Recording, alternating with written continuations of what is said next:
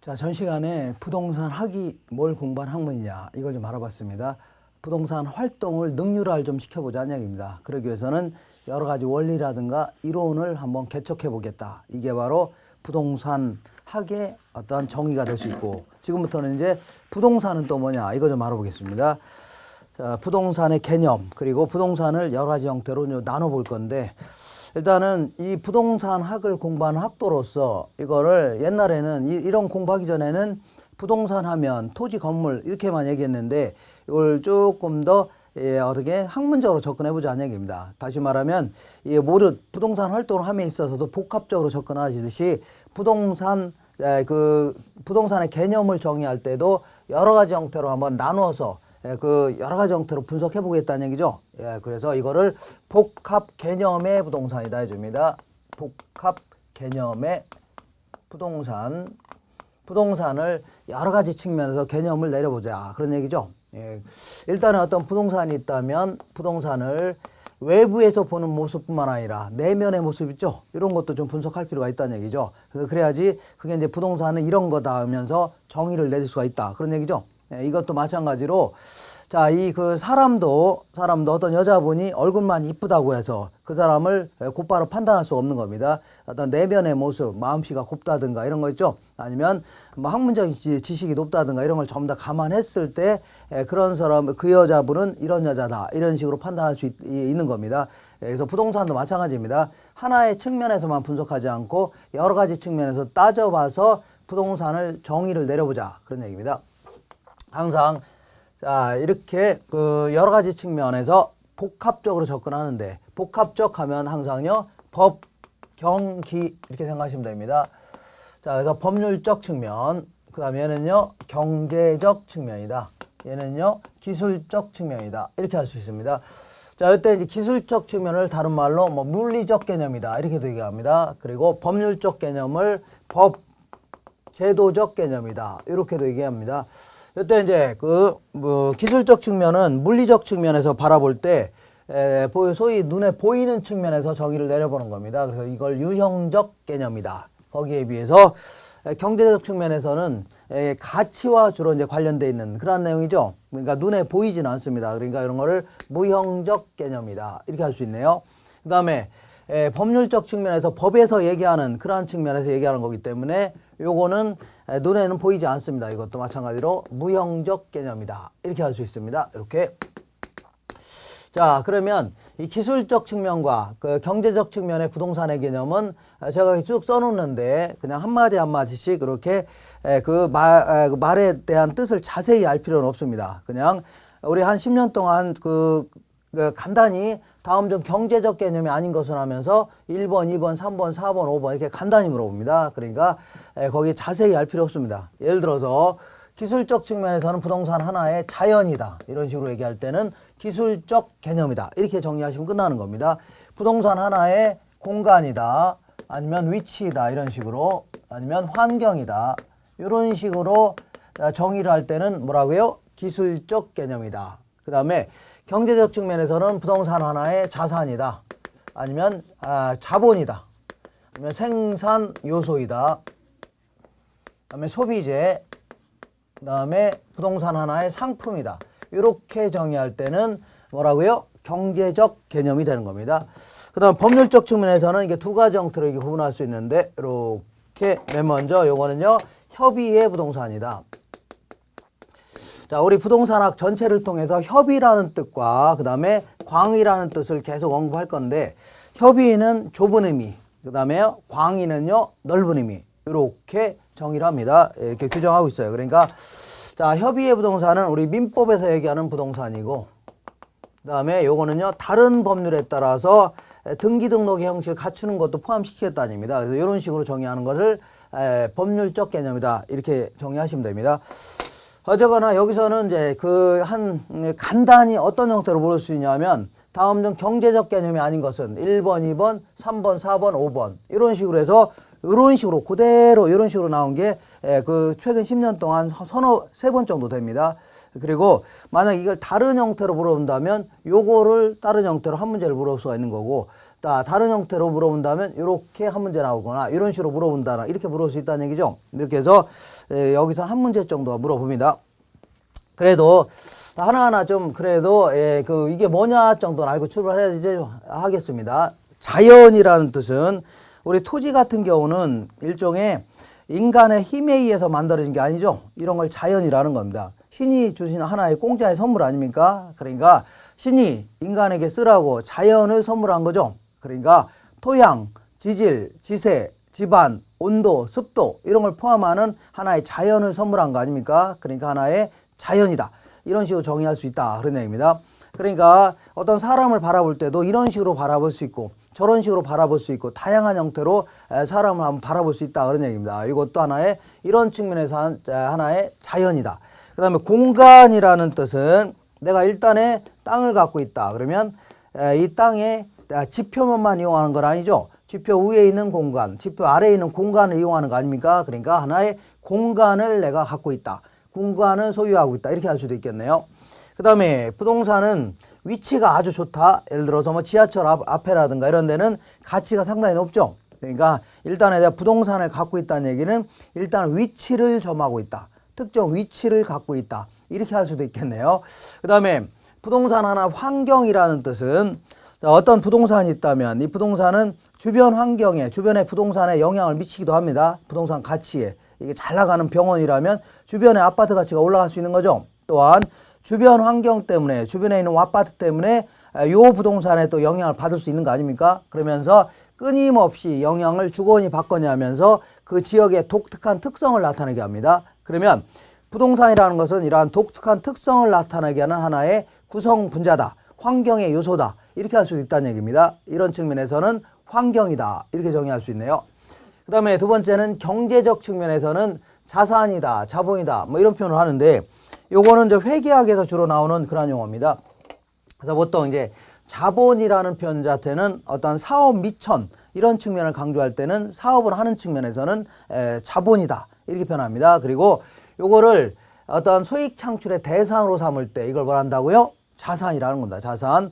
예컨대 어떤 회사가 이렇게 옛날에는 대차대조표라고 했는데 지금은 재무상태표라고 해서 파이낸셜 포지션이라는 겁니다. 그래서 여기다가는 자금의 조달 측면, 얘는요 운용 측면을 이렇게 기록하는데 만약에 자금을 조달했을 때 내 돈을 조달하는 걸 이쪽에다 기록하는 겁니다. 이게 자본이라는 겁니다. 그 다음에 뭐 빌리는 돈을 뭐라 한다고요? 부채라고 하고. 그래서 요걸 가지고 수익 창출에 활용할 때 이거를 싸잡아서 자산이라고 합니다. 이때 이 자본은 내가 이제 돈으로 출자할 수 있죠. 돈. 이걸 현금 출자라는 겁니다. 근데 그 주식회사 같은 경우는요. 주인이 굉장히 많죠. 어쨌거나 돈으로 출자하는 거를 현금 출자다. 근데 갖고 있는 토지를 갖다 출자할 수 있는 거죠. 이런 거를 현물 출자라는 겁니다. 그러면 때로는 이게 현물 출자를 했을 경우는 자본의 성격을 갖고 되는 겁니다. 일종의 사업 미천. 근데 요 토지를 가지고 수익 창출에 활용한다. 그런 측면에서 뭐 한다고요? 자산이 될 수 있는 겁니다. 그러니까 때로는 자본, 때로는 뭐 한다고요? 자산이 될 수 있다. 그 다음에 생산 요소라는 것은 일단은 이제 아파트 같은 걸 만들려면 아파트 나와라 뚝딱 하면서 나오는 게 아니죠. 그러니까 이러한 생산물을 만들기 위해서는 건축 자재도 있어야 되고 노동력도 있어야 되는 겁니다. 그 다음에 토지도 있어야 되는 거 아닙니까? 이런 것들을 생산물을 생산하기 위해서 투입되는 요소다. 말은 굉장히 길죠. 그러니까 줄여서 생산 요소다. 그러니까 토지 같은 건 하나의 뭐가 된다고요? 생산 요소가 될 수 있다는 얘기입니다. 그 다음에 그 소비재가 되기도 하는데 주택 같은 경우는 막 우리가 최종 소비하고 있는 거 아닙니까? 이런 것들은 한번 쓰고서 없어지죠. 이걸 단용 소비재다. 이렇게 한다면 주택 같은 경우는 아주 오랫동안 쓸 수 있는 거죠. 이거를 내구성 있는 소비재다. 내구라는 것은 아주 단단해 갖고 오래 쓸 수 있는 걸 내구성 있다 표현합니다. 그러니까 내구성 있는 소비재다. 하나의 소비재가 될 수 있다는 얘기입니다. 그리고 토지 같은 경우에도 만약에 아파트 짓는데 써먹는 어떤 생산 요소가 될 경우도 있지만 이걸 우리가 직접 최종 소비하기도 합니다. 예를 들어 도로 같은 거라든가 공원 같은 거 이런 것들은 우리가 최종 소비하고 있는 거죠. 그러니까 생산재가 될 수도 있고 때로는 뭐가 된다고요? 소비재가 될 수 있다는 얘기입니다. 최종 소비재.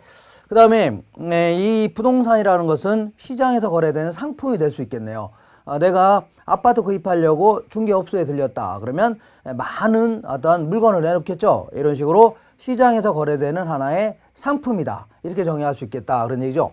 그래서 어쨌거나 이런 식으로 정의하는 것을 경제적 개념이라는 겁니다. 그 다음에 법률적 측면에서는 협의의 부동산과 광의의 부동산 이렇게 구분하는데, 협의의 부동산은 우리 민법에서 얘기하는 부동산입니다. 우리 민법에 따르면 민법 99조 1항에 따르면 부동산이라 하면은 이런 거를 얘기한다. 이렇게 언급하고 있습니다. 이런 걸 언급한다. 그래서 거기 자 어떤 식으로 언급하냐면 토지는 당연히 부동산이죠. 토지와 토지에 쫙 달라붙어서 쉽게 이동할 수 없는 것들, 이런 것들을 정착물 해줍니다.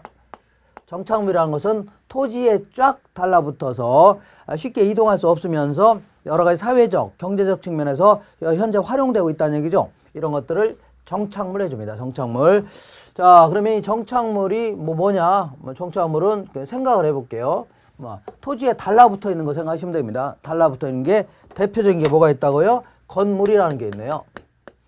자, 건물이라는 것은 우리가 이제 공부하고 있는 시설물처럼 지붕, 기둥, 벽 이런 거 갖추고 있는 시설물을 건물 해줍니다. 건물.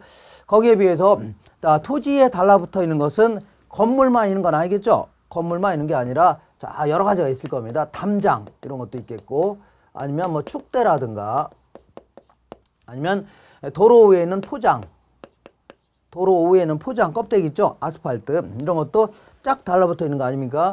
육교라든가 아니면 지하도 이런 것들 무지개가 많이 있을 겁니다. 수영장 시설이 있다든가 이런 것들. 그 다음에 나무들 아니면 나무들의 집단 이런 걸 전부 다 뭐한다고요?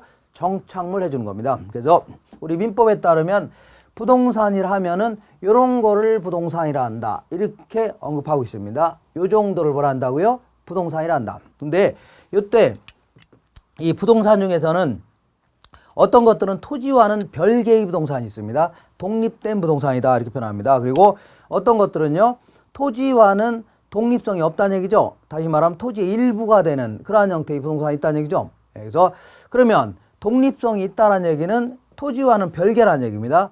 토지와 별개라는 얘기는 토지만 별개니까 걔만 별도로 떼어내서 처분할 수 있다. 아니면 걔만 별도로요, 은행에서 담보 잡히고 돈을 빌릴 수 있다. 저당권 설정이 가능하다는 얘기죠. 그러니까 별개의 부동산 아닙니까? 그래서 우리나라에서는 이 토지하고 토지 위에 딸려있는 건물은 토지와는 별개의 부동산으로 취급합니다. 다시 말하면 독립된 부동산으로 취급합니다. 그러니까 자, 원칙적으로 요게 갑의 토지고 이게 갑의 건물인데 요것만 별도로 처분할 수 있다는 얘기입니다. 원칙적으로. 그래서 요것만 처분하니까 이건 의뢰 소유가 될 수 있죠. 그리고 요 부분만 별도로 은행에서 담보 잡히고 돈을 빌릴 수 있다. 그런 논리입니다. 왜냐하면 별개의 부동산이니까. 알겠나요? 근데 요 밑에 있는 걸 보겠습니다. 요 밑에 있는 것들은 담장, 축대, 포 이런 것들은 너 담벼락만 네가 사갈래? 아니면 도로 위에는 껍데기만 네가 사갈래?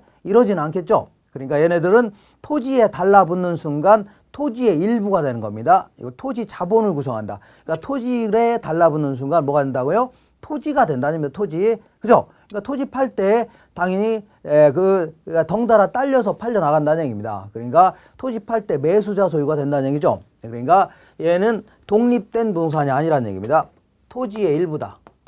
토지의 일부지 독립성이 인정이 안 된다는 얘기죠. 그러니까 굳이 써본다면 독립된 부동산은 아니다. 이렇게 알고 계시면 됩니다. 다만 여기서 가장 기본이 되는 얘기는 요거고, 여기다 약간 덧붙이자면 뭘 좀 덧붙이냐면 이 나무들 집단들이 있는데 요거를 이 공시하는 방법은 원래 부동산을 공시할 때는 이 등기를 해야 되는 겁니다. 근데 우리 이제 관습법상 어떤 공시하는 방법이 있습니다. 공시가 뭐냐면 널리 알리겠다는 얘기죠. 그래서 명인 방법으로 공시할 수도 있는데 이건 관습법상입니다. 명인 방법이라는 게 뭐냐면 내 거라는 사실, 소유권을 공시하는 방법에는 이런 것들이 있습니다. 울타리 쳐놓고 들어오지 마세요 이런 식으로 이것도 한번 널리 알리는 거 아닙니까? 이런 게 하나의 명인 방법으로 공시한다 표현합니다. 이럴 경우는 얘만 별도로 처분할 수 있다. 다시 말하면 독립성이 인정이 된다는 얘기입니다. 독립성. 예를 들어서 어떤 땅이 있는데 이 땅에 나무들의 혹은 나무들의 집단들이 있다고 쳐볼게요. 여기 있는데 자, 이 갑의 소유의 땅이 있는데 요거를 울타리 쳐놓고 이렇게 공시하게 되면 요 나무들의 집단만 심어져 있는 상태에서 을한테 팔 수 있다. 그런 논리입니다. 타인에게 팔 수 있다. 왜냐하면 독립된 부동산 인정이 되니까. 다만 요거는 관습법상 공시하는 제도이기 때문에 등기한 건 아닙니다. 그렇기 때문에 등기를 한 게 아니기 때문에 저당권 설정은 불가능합니다. 저당권은 등기가 돼 있어야 비로소 뭐라고요? 저당권 설정하는 거 아닙니까? 그러니까 등기 자체는 안 된다. 이 정도. 자, 그리고 여기에 대해서 이제 추가적으로 공부할 내용들이 좀 있는데 어떤 게 있냐면 이 정착물의 구분 기준이다 해서 동그라미 3번에 정착물과 관련돼서 그 밑으로 가서 보면 정착물의 구분 기준이 있습니다. 리을번에 정착물의 구분 기준에 대해서 알아보겠습니다. 이건 여기서 무슨 얘기 하려고 하는 거냐면 이런 얘기를 하려고 하는 거예요. 자, 이 건물이 있는데 건물은 당연히 정착물이죠. 그리고 토지와는 독립된 부동산입니다. 이때 토지에 달라붙어 있는 죄송합니다. 건물에 달라붙어 있는 엘리베이터라든가 선풍기라든가 무지기술 많이 있을 겁니다. 건물에 붙어 있는 것들 그런 것들이 만약에 정착물에 해당된다. 그러면 건물의 일부라는 얘기죠. 네, 건물의 일부라는 얘기입니다. 그러니까 만약에 정착물에 해당될 경우는 건물 팔았을 때 자, 부동산을 파는 거죠. 정착물에 해당된다는 얘기는 부동산의 일부다. 부동산의 일부라는 얘기는 부동산이라는 얘기 아닙니까? 그러니까 타인에게 팔게 되면 건물을 팔게 되면 이 정착물에 해당되는 것들도 타인에게 넘어가는 겁니다. 매수인의 소유가 되는 거예요. 근데 만약에 정착물이 아니다. 그럼 동산이라는 얘기죠. 그러니까 부동산을 팔았다는 얘기지 동산을 파는 건 아니죠. 그러니까 이 부동산을 팔았을 때 정착물에 해당되지 않는 것은 그 타인에게 매수자의 소유로 넘어가는 게 아닙니다. 그러니까 자, 이런 것들이 구분할 수 있는 기준이 여러 가지가 있는데 이거는 절대적인 건 아닙니다. 다만 이게 판사가 여러 가지 형태로 판단할 수 있는 판단 기준이 될 수가 있는 겁니다. 판단 기준. 이렇게 해서 몇 가지 좀 알아보겠습니다. 첫 번째, 만약에 떼어낼 때 특히 이제 건물에 붙어 있는 것들 주로 얘기합니다. 떼어낼 때 이렇게 물리적으로나 아니면 기능적으로 둘 중에 어느 하나라도 손상을 줄 수도 있고 손상을 전혀 안 줄 수도 있겠네요. 그러니까 손상을 준다. 그럴 경우는 뭐가 된다고요? 정착물에 해당이 되는 겁니다. 정착물. 그렇지만 손상을 주지 않는다. 그러면 얘는 동산이라는 얘기입니다. 동산. 예를 들어 볼게요. 이 둘 중에 어느 하나라도 자, 건물에 붙어 있는 이러한 엘리베이터 같은 거 볼게요. 이걸 떼어내게 되면 건물의 일부를 헐어버려야 될 거 아닙니까? 그러니까 물리적 손상을 주는 겁니다. 그럼 당연히 뭐라고요? 그 정착물이다. 정착물이란 게 뭐라고요? 건물의 일부라는 얘기입니다. 건물의 일부라는 얘기는 건물을 구성하는 구성 분자라는 얘기죠. 그런 얘기고. 근데 이런 경우도 있겠네요. 건물에 붙어 있는 수도꼭지 같은 거 생각해 볼게요. 수도꼭지 같은 경우에는 이거 떼어내려면 몽키스펜으로 돌려서 떼어내니까 건물에 어떤 물리적 손상을 주는 건 아닐 겁니다. 그렇지만 이 수도꼭지를 떼어내게 되면 건물이 제 기능을 못하는 거 아닙니까? 효용상 문제가 될 수 있는 거죠. 그러니까 이때는 기능적 손상을 줄 수가 있는 거죠. 그러니까 이때도 뭐가 된다고요? 정착물이 될 수 있다. 다시 한번 정리해 볼게요. 건물에 붙어 있는 거를 떼어낼 때 둘 중에 어느 하나라도 손상을 준다. 그럼 뭐가 된다고요? 정착물이다. 그렇지 않으면 뭐가 된다고요? 동산이라는 얘기입니다. 그리고 지금부터 여러 가지 이런 식으로 판단할 수 있고 이런 식으로 판단할 수 있고 저런 식으로 판단할 수 있다는 얘기입니다. 자, 두 번째는 이 설치한 의도가 자, 뭐라 할까요? 임대 가치를 이거보다 먼저 용도에 맞게 이거부터 순서에 따라 좀 알겠습니다. 이 설치한 게 용도에 맞게 특별히 이렇게 구축 고안되어 있는가 하면 용도에 맞게 특별히 구축 고안된 건 아니라는 얘기죠. 이렇게 그러면 용도에 맞게 특별히 구축 고안되어 있다. 그러면 정착물에 해당이 된다는 얘기입니다. 그렇지 않으면요 동산이다. 예를 들어서 교회에 설치되어 있는 의자 세트 있죠. 요거는 설교용으로 용도에 맞게 특별히 구축 고안되어 있는 거 아닙니까? 그렇기 때문에 요거는 뭐가 된다고요? 그 정착물이 될 수가 있다는 얘기죠. 그러니까 부동산의 일부가 될 수 있다. 그러니까 여러 가지 형태로 판단해 볼 수 있다는 얘기죠. 그러니까 이렇게. 근데 그렇지 않으면 뭐라고요? 동산이라는 얘기입니다. 하나 더 해보겠습니다. 세 번째. 자, 만약에 설치 의도가 그 임대 가치라든가 건물의 가치를 임대 가치라든가 아니면 건물 가치를 증진할 목적으로 설치할 수도 있고 임대 가치 증진 목적은 아니라는 얘기죠. 만약에 임대 가치를 증진할 목적으로 설치했다. 그럴 경우는 정착물에 해당이 됩니다. 근데 그렇지 않고 그런 건 아니다. 그러면 동산에 해당된다. 또 무슨 얘기냐면 이런 얘기입니다. 자, 이 임대 아파트에 설치되어 있는 가스 스토브가 있는데 여기 아예 처음부터 임대료를 많이 받으려고 설치해 놓은 거라는 얘기죠. 이럴 경우는 뭐 한다고요? 정착물이 된다는 얘기입니다. 근데 그렇지 않고 그냥 잠깐 분양이라든가 임대하려고 추워서 잠깐 뭐 갖다 놓을 수 있죠. 히터 같은 거. 그런 것들은 뭐 한다고요? 동산에 해당이 된다. 그런 얘기입니다. 마지막으로 네 번째. 자, 여기 해당되는 요 세 가지에 해당되는 정착물이 하더라도 이거를 누가 설치했냐? 누가 설치했냐에 따라 달라집니다. 그래서 만약에 임대인이 설치했다. 임대인은 집주인을 얘기합니다. 집주인. 그러니까 임대인이 설치하는 것은 정착물 맞습니다. 오리지널 정착물 맞아요. 근데 임차인이 설치했다. 임차인이 설치한 것은 동산에 불과하다. 이렇게 말은 정착물이지만 실제는 뭐 한다고요? 동산에 불과하다. 예를 들어서 임차인이 상가를 임차하면서 거기 상품 진열대 같은 거 설치할 수 있는 거 아닙니까? 요거 임대차 기간이 끝나면 다 걷어가죠. 예, 그런 의미에서 뭐가 한다고요? 이거는 동산에 불과하다는 의미입니다. 동산. 정착물이 아니라 뭐라고요? 동산에 해당된다. 그래서 여러 가지 판단 기준이 있는데 쭉쭉 한번 읽어보시면서 정리하시면 됩니다. 그리고 자, 그거와 관련돼서 정착물 관련돼서 자, 제가 얘기하지 않는 내용들은 공부할 필요 없습니다. 그런 것들은 다툼의 소지가 있는 것들입니다. 그리고 하나만 더 한다면 판잣집이라든가 컨테이너 박스, 그다음에 가식 중에 식목.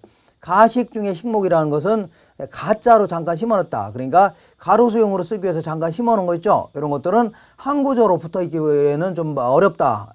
간주하는 겁니다. 그러니까 나중에 가로수용으로 완전히 심기 전에는 잠깐 심어놓은 것들, 이런 것들, 그 다음에 건물에 충분히 부착되어 있지 않은 기계 같은 거 있죠. 이런 거 전부 다 뭐라고요? 동산으로 간주합니다. 민법에서는 판잣집, 컨테이너 박스, 가식 중에 식목, 건물에 충분히 부착되어 있지 않는 기계 같은 거 이런 건 다 뭐라고요? 동산에 불과하다. 이렇게 정리하시면 됩니다. 자, 그 다음에 다른 것들은 여기서 할 필요 없습니다. 그래서 자, 이거 어떤 공간계 어디까지 공간을 소유할 수 있냐 이런 것들은 다른 파트에서 여기 나올 겁니다. 특성, 속성에서 나올 거고 이 정도만 정리하시면 됩니다. 이 정도만 정리하시면 충분합니다. 자, 이번에는 이거 다 지울게요. 여러 가지 판단 기준이 있고 자, 이번에는 광의의 부동산, 넓은 의미의 부동산 요거 좀 알아보겠습니다. 요거는 항상 광의하면 협의는 다 포함되는 겁니다. 협의의 부동산은 포함되죠. 그러니까 토지라든가 아니면 또 뭐라고요? 정착물 포함되는 겁니다. 그리고 여기다가 소위 말하는 준부동산이다. 자, 준부동산이라는 것은 부동산에 준해서 취급하겠다는 얘기입니다. 어떤 경우는 부동산에 준해서 취급하겠다. 그래서 요거까지도 포함시키겠다는 얘기입니다. 이런 것까지 포함시키는데 요거는 전부 다 어디다고요? 다른 법률, 민법이 아니라 뭐라고요? 다른 법률에서 등기하거나 등록하도록 하고 있습니다. 등기하거나 등록하고 있다. 그러면 다른 대표적인 게 뭐냐면 차량 같은 거 생각하시면 됩니다. 자동차. 자동차 같은 경우는 원래 돌아다니는 거 아닙니까? 그러니까 부동산이 아니라 동산입니다. 동산. 근데 이런 것들마저도 부동산처럼 취급하려고 하는 이유가 뭐냐? 부동산처럼 취급하려고 하는 이유는 걔네들도 때로는 뭐 한다. 그는 차량 운송 얘네들은 등록법 있죠? 차량 운송 그 등록법이 있습니다. 거기에 따라서 우리 자동차 구입하면 등록해야 되죠? 이런 식으로 자, 전부 다 어디요? 다른 법률이 있습니다. 다른 법률에서 등기하거나 뭐라도 있어요? 등록하도록 하고 있습니다. 다른 법률에 따라서 정확히 얘기하면 도로운송 차량법이라고 있습니다. 거기에 따라서 이 법명이 좀 바뀌었는데 이런 식으로 자, 이거는 민법이 아니라 다른 법에서 등기하거나 뭐라도요? 등록하도록 하고 있다는 얘기죠. 그래서 마치 부동산처럼 취급하겠다 그런 얘기인데 자동차를 한 번 더 예를 들어 볼게요. 자동차도 때로는 뭐가 된다고요? 얘네들도 담보 잡히고 저당권 설정하고 돈도 빌릴 수가 있다는 얘기죠. 이런 식으로 어떤 때로는요 부동산처럼 우리가 토지를 저당 잡히고 돈을 빌리는 것처럼 자동차를 저당 잡히고 돈을 빌릴 수가 있다는 얘기죠. 그런 측면에서는 부동산처럼 취급된다는 얘기입니다. 그리고 여기에 써놓는 것 중에 어떤 거는 중개 활동의 대상이 되기도 합니다. 그리고 또한 감정평가 대상이 전부 다 되는 것들입니다. 그래서 이런 의미에서 그러니까 다른 부동산 활동함에 있어서는 때로는요 부동산처럼 취급하겠다는 얘기죠. 부동산처럼 취급되는 것들도 다 포함하겠다. 이런 거를 광의의 부동산이라는 겁니다. 여기는 어떤 것들이나 보겠습니다. 먼저 자 차량, 자 굴러다니는 거, 그 다음에 선박 등기법에 따라서 20톤이 넘어가는 것들은 등기하도록 하고 있습니다. 선박. 그 다음에 이거는 떠다니는 거, 날아다니는 것도 있네요. 날아다니는 거, 항공기가 있네요. 항공기 이런 것들. 그 다음에 이런 것들 한번 나타나면 2차선 도로에 나타나면 하루 종일 막힙니다. 길이. 그래서 이거를 포크레인, 뭐 불도저 이런 거 생각하시면 되는데 이런 것들을 건설기계 이렇게 얘기합니다.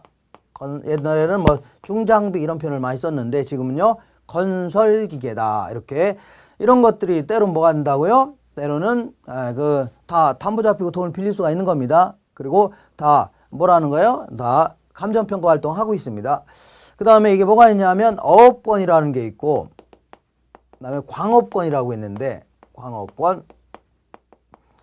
어업권은 우리나라 이렇게 공유수면이 있는데 공공이 소유한다는 얘기죠. 그러니까 개인의 소유가 아니라 이제 국가 소유라는 얘기입니다. 그러니까 이 공공이 소유하고 있는 뭐 바다라든가 아니면 하천 아래, 그 강 아래 이런 거 있죠. 이런 데는 전부 다 공공이 소유하고 있는 겁니다. 그래서 공유수면이다. 근데 공유수면 내 일정한 부분을 남들이 못 들어오게 하면서 이거를 어업을 할 수 있는 권리, 이거를 어업권이라 하는데 예를 들어서 자 이런 데다가 이제 김양식 하거나 아니면 뭐 한다고요? 뭐 광어양식 이런 거 할 수 있죠. 이런 것들을 어업권을 취득해야 되는 겁니다. 근데 이 바다는 누구 거라고요? 국가 거 아닙니까? 그러니까 국가로부터 돈 주고 어업을 할 수 있는 권리를 취득해야 되는 겁니다. 이거 전부 다 등록해야 되는 겁니다. 예, 등록해야 돼요. 그 다음에 광업권이라고 있는데 내가 일단에 땅을 갖고 있다. 갑이라는 사람이. 그럼 갑은 이 땅 속에 있다가 다다음 시간 정도에 다다음 시간에 다시 언급하겠지만 땅 속에 있는 흙이라든가 모래, 자갈, 암석 이런 거 전부 다 개인의 소유를 인정합니다. 그리고 땅 속에 물도 있을 수가 있는 거죠. 지하수 이것도 전부 다 개인의 소유를 인정합니다. 다만 땅 속에 뭐가 있냐면 금이라든가 은, 텅스텐, 다이아몬드 또 석탄, 석유 이런 게 매장되어 있다는 얘기죠. 이걸 광물이다 해주는 겁니다. 광물, 미채굴된 광물 이런 것들은 개인의 소유를 인정하지 않습니다. 자기 땅 밑에 있다 하더라도. 그래서 그거는 국가 소유에 해당됩니다. 그래서 어떤 나라가 부유한 나라다 그러면 천연자원이 풍부한 나라죠. 어떤 나라가 가난한 나라다 그러면 천연자원이 별로 없는 나라 아닙니까? 이거는 국가의 부와 관련되어 있는 겁니다. 그렇기 때문에 요거를 지 마음대로 캐내면 절도에 해당됩니다. 그러니까 이거 국가로부터 돈 주고 캐낼 수 있는 권리를 사야 됩니다. 이걸 뭘 한다고요? 광업권이다 지금 겁니다. 광업권. 그 다음에 또 뭐가 있을래나면 거기 우리 교재에 보니까 공장저당법이라든가 광업재단 저당법에 따라서 공장재단, 광업재단이 있는데 공장재단, 광업재단이다. 자, 재단하면 뭐 어떤 재산들의 단체라고 생각하시면 됩니다. 재산들의 단체. 그래서 어떤 이 공장이 있다고 쳐볼게요. 이 공장이 이렇게 있는데 요거 연기가 날 수 있겠죠. 요때 자 토지 따로 등기하고 건물 따로 등기하고 토지와 건물은 우리나라에서는 별개로 취급한다겠죠. 그러니까 토지 등기부와 건물 등기부가 따로따로 있습니다. 어쨌거나 이렇게 따로따로 하고 그 다음에 여기에 또 뭐 기계라든가 이런 것도 있겠네요. 기계. 그 다음에 자동차 같은 거 이거 따로 또 등록할 수 있죠. 그 다음에 또한 공장을 운영하려면 특허권 같은 것도 있을 수가 있겠네요. 특허권. 이런 식으로 따로따로 등기하거나 등록하고 이렇게 되면 나중에 그 장사가 잘 돼서 잘 되면 상관없는데 장사가 안 될 수 있는 거 아닙니까? 그러면 내가 아파트를 구입하는데 은행에서 일부를 빚을 지어 갖고 아파트를 구입했는데 내가 제때 원금이 잘 못 갚잖아요. 그러면 은행이 가만히 있지 않겠네요. 그래서 계속 촉촉하다가 더 이상 안 되겠으면 요거를 담보로 잡았죠. 그 아파트를. 그러면 담보로 잡은 부동산을 법원에다가 대신 팔아달라고 요구합니다. 그러면 법원에서는 요거를 돈을 가장 많이 주고 사겠다는 사람한테 파는 겁니다. 이렇게 해서 돈이 들어오잖아요. 그러면 돈을 빌려준 자가 여러 명 있다면 순서에 따라서 이렇게 나눠주는 겁니다. 이런 거를 경매 처분한다 이렇게 해주는데, 이것도 마찬가지로 장사가 안 돼서 경매로 들어갔다고 쳐볼게요. 그러면 토지는 A가 사가고 건물은 B가 사가고 차량은 C가 사가고 특허권은 D가 사가고 이런 식으로 하다 보면 건물이 없어질 수가 있는 겁니다. 공장이 없어질 수가 있다. 그러면 사회적 손실이 굉장히 클 수가 있는 거 아닙니까? 그래서 안 되겠다. 자, 우리 이제 여기 나온 것처럼 공장저당법이라든가 광업재단 저당법 이런 것 때문에 이런 거를 위해서 통째로, 그러니까 통째로 공장을 구성하고는 모든 유체라는 것은 형체가 있다는 얘기고 무체라는 것은 형체가 없다는 얘기죠. 특허권 같이. 그래서 유체 혹은 무체 재산권을 통째로 싸잡아서 이걸 등기치는 겁니다. 싸잡아서. 그러면 나중에 경매로 들어가더라도 이 통째로 우선해서 구입할 수 있는 사람 있죠. 이런 때 우선해서 매각하는 겁니다. 그러면 사회적 손실을 많이 줄일 수 있을 거 아니냐. 이런 측면에서 통으로 그 공장을 구성하고는 모든 부동산이 됐든 아니면 동산이 됐든 싸잡아서 이거를 등기치는 겁니다. 이렇게 하는 걸요. 이렇게 또 이것도 하나의 준부동산이다 해서 때로는 이런 것들도 그 저당권 설정에 당연히 되는 거고, 또한 감정평가라든가 아니면 또 중개활동의 대상이 되기도 합니다. 공장재단, 광업재단. 그 다음에 마지막으로 이 나무들 혹은 나무들의 집단에서 좀 알아보겠습니다. 원래 나무나 나무들의 집단은 이 정착물은 맞습니다. 정착물 맞다는 얘기는 부동산은 맞다는 얘기죠. 그렇지만 독립성은 원칙적으로 인정이 안 됩니다. 토지의 일부라는 얘기 아닙니까? 다만 얘를 명인 방법을 갖춰서 이걸 공시한다면 그때는 뭐가 된다고요? 독립성 인정이 되는 겁니다. 그래서 별개로 처분할 수 있다. 다만 얘는 뭐는 안 된다고요? 저당권 설정은 안 됩니다. 나무들 혹은 나무들의 집단. 근데 여기서는 자, 이 임목 거기 나와 있는 것처럼 몇 번째 있나요? 네, 거기 임목에 관한 법률에 따라서 이걸 등기하게 되면 그때는 임목이라는 명칭을 씁니다. 임목. 자, 우리 명인 방법을 할 때는 수목 혹은 수목의 집단이죠. 나무 하나도 되고 여러 나무 집단도 되지만 여기서는요, 나무들의 집단 있죠. 나무들의 집단을 임목 등기에 관한 법률에 따라서 등기하게 되면 그때는 별개의 부동산으로 취급합니다. 갑의 토지가 있고 이 나무들의 집단이 있을 거 아닙니까? 요거를 등기를 치게 되면 그때는 뭐가 된다고요? 별개의 부동산 취급합니다. 그래서 요것만 나무들의 집단만 누구한테 팔 수 있다고요? 을한테 팔 수 있고, 또한 요거는 등기까지 친 거죠. 그러니까 저당권 설정하고 돈을 빌릴 수가 있다 그런 얘기입니다. 이걸요 준부동산이라는 겁니다. 이렇게 해서 자, 이 그 부동산을 우리는 하나의 측면에서 바라보는 게 아니라 이 세 가지 측면에서 한번 부동산 한번 정의를 내려봤다는 얘기죠. 이걸 뭐라 한다고요? 복합 개념의 부동산이라는 겁니다. 자, 그러면 기출의 문제가 어떤 식으로 나오나 한번 확인해 보겠습니다. 그 확인 예제에 보시면 부동산의 개념에 관한 설명으로 틀린 것은 그러니까 22회 때입니다. 자, 22회 때니까 뭐 한 4년 정도 된 그런 문제입니다. 1번 볼게요. 경제적 개념의 부동산은 자본, 자산으로서의 특징을 갖는다. 그 특성을 갖는다. 그러니까 자본, 자산 이렇게 얘기할 때는 뭐 한다고요? 경제적 개념이다. 자, 두 번째. 좁은 의미의 부동산은 토지 및 그 정착물을 말한다. 맞는 거죠? 좁은 의미로는 토지와 뭘 얘기한다고요? 정착물을 말한다. 3번 보시면 준부동산은 부동산과 유사한 공시 방법을 갖춤으로써, 그러니까 등기 등록함으로써 넓은 의미의 부동산에 포함된다. 넓은 의미라는 것은 광의의 부동산에 포함된다. 그러니까 앞으로 광의 또 최광의 이런 표현도 나옵니다. 어쩌다 그러면 이거는 가장 넓은 개념 생각하시면 됩니다. 그다음 네 번째, 부동산의 물리적 개념은 부동산 활동의 대상인 유형적 측면의 부동산을 이해하는 데 도움이 된다는 얘기죠. 그러니까 물리적 측면은 유형적 측면에서의 부동산 개념이다. 그 다음에 5번에 보니까 토지는 생산재이지만 소비재는 아니다. 이게 틀렸네요. 토지는 아파트라는 생산물을 생산하기 위해서 투입되는 생산재이기도 하지만 때로는 뭐라고요? 공원이라든가 도로 같은 거 있죠? 이런 것들은 우리가 최종 소비하고 있는 거 아닙니까? 그러니까 이거는 소비재가 될 수도 있다는 얘기입니다. 소비재. 그러니까 생산재가 되기도 하고 때는 뭐예요? 소비재가 될 수도 있다. 이렇게 해줘야 됩니다. 그래서 문제가 이런 식으로 나오니까 이런 식의 내용을 몇 번이고 이제 반복해서 공부하시면 되는 겁니다. 자, 이렇게 해서 지금까지 부동산은 뭐냐? 여기에 대해서 알아봤습니다. 그러면 잠시 끊었다가 이번에는 토지를 다양한 형태로 나눠보겠습니다.